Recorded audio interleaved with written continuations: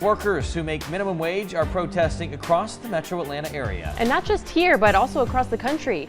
And this is supposed to be the richest, most powerful United States or something. We can't get clean water to our people. The fight for clean water, the fight for environmental justice, the fight for living wages, the fight for voting rights, the fight for health care are all interlocked.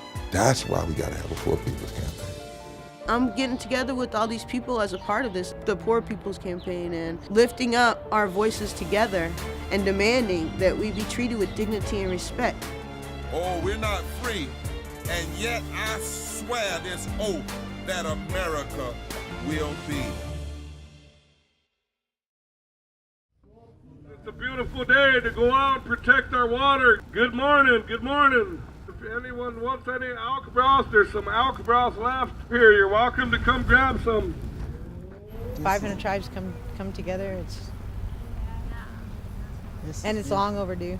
This is beautiful. And it's not easy. And it's not, it's beautiful and messy and awesome. We can learn something from this. Definitely. I think it's just a blessing to be here at Standing Rock.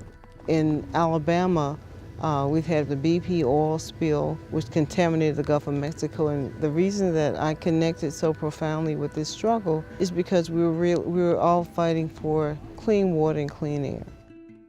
We see people of different colors and hues and different religions coming from different places and different backgrounds for the purpose of one thing, being unified over the right to water. Black lives from across this nation and from across the world are here in prayer with Standing Rock today. And I'd ask you to join me as we say, it is our duty to win. It is our duty to win. We must love each other and support each other. We must love each other and support each other. This is the world I would want my grandson to be a part of.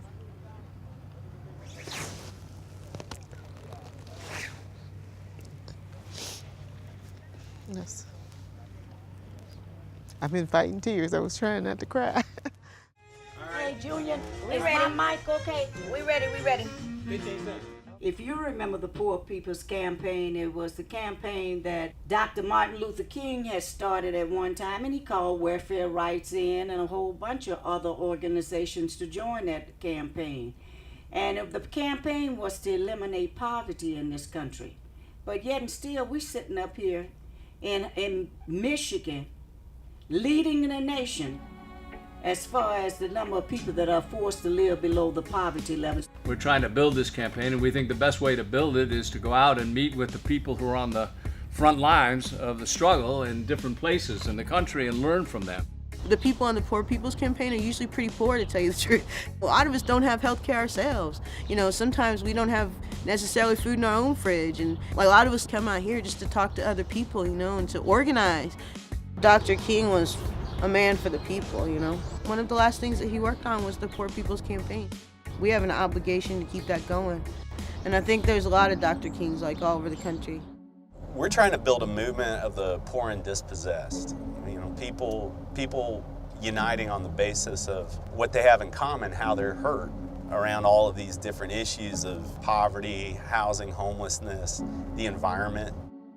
We immigrated to the United States from Mexico. Okay. I got involved stopping deportations of people in my community who were getting deported.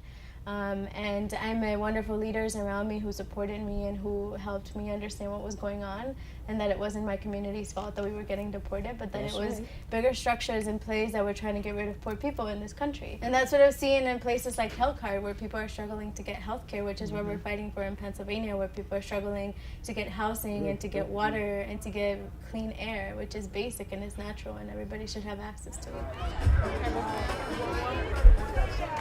I want y'all to look around at this crowd and tell somebody beside you, say, what up, bruh?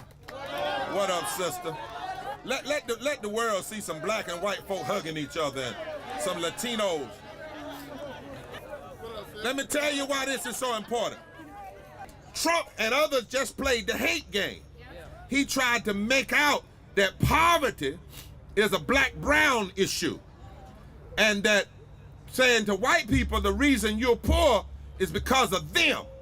Those other folk, those Muslims, those immigrants, those black people, those Latinos. And that's why this movement is so important. Because when you're out here black, white, and brown, you are breaking through the fear. So tell somebody around you, we're going to change the world. Black, white, and brown together. Thank you, we love you! Yeah!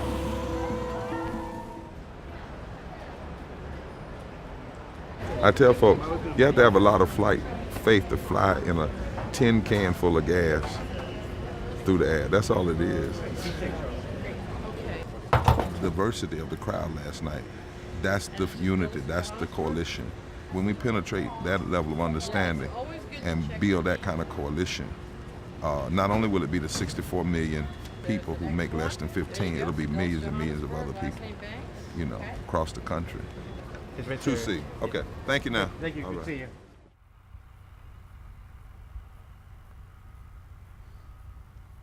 From New York, IBAW member. What's up? How are you? Nice to meet you, man. Feels like the right place to be.